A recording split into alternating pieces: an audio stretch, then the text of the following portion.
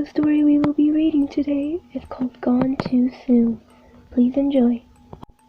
Jennifer was a 28-year-old woman who had been working in the park for almost a year. Although she would smile at all the park's daily visitors, Jennifer's personal life was falling apart, and a friend of hers had conveyed to me that this once fun and playful girl that he knew and loved had seemingly become a completely different person overnight. She began drinking heavily and could become confrontational in the blink of an eye. Jennifer had been given some devastating news about a court case involving a family member. Her whole life came crashing down around her, and she went to the Bright Angel Lounge to drown her sorrows. After a while of intense drinking, Jennifer became even more upset when the bartender refused to serve any more alcoholic drinks. It was about 12:30 a.m. when Jennifer left the bar and proceeded out to the Bright Angel Lodge's back doors toward the dark rim. Bright Angel Lodge's front desk employee, Luke, followed the wall. He told her to get down, and the distraught and inebriated woman said she was going climbing. Luke then ran into the Bright Angel Lodge and called the park's dispatch for help. By the time the park rangers arrived, Jennifer was already in serious trouble.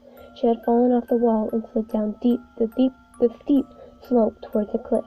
She was screaming and begging for someone to save her. The rangers had a hard time locating her because it was pitch black outside. Even their flashlights were of little use. The rangers were trying their best to form a rescue team. Her cries and screams were piercing the night air, and the rangers tried very hard to calm her fears. Every couple of minutes she would slide farther down the steep slope, closer towards the deep chasm. Jennifer was desperately holding on to small brush, rocks, and anything else that she could to keep herself from falling farther down the sheer drop. It was now a little after 1 a.m., and the rangers were starting to lose hope. They had tried to throw Jennifer a rope to grab so they could pull her up, but she was so terrified to let go that she wouldn't dare reach out for the lifeline. After a little over a half hour of fighting for her life, Jennifer's strength finally gave out and she slipped off the cliff, and all the frantic rangers' hearts stopped when they heard terrified and gut-wrenching screams as she plummeted to her death inside the canyon wall. I believe it could be possible that when Jennifer walked out to the rim that night, she could have been considering suicide.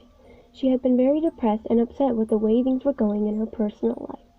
Nobody had actually witnessed her fall off the retaining wall, but I think after she stumbled down the slope, she realized that committing suicide was not the answer, and tried any way she could from falling to her death.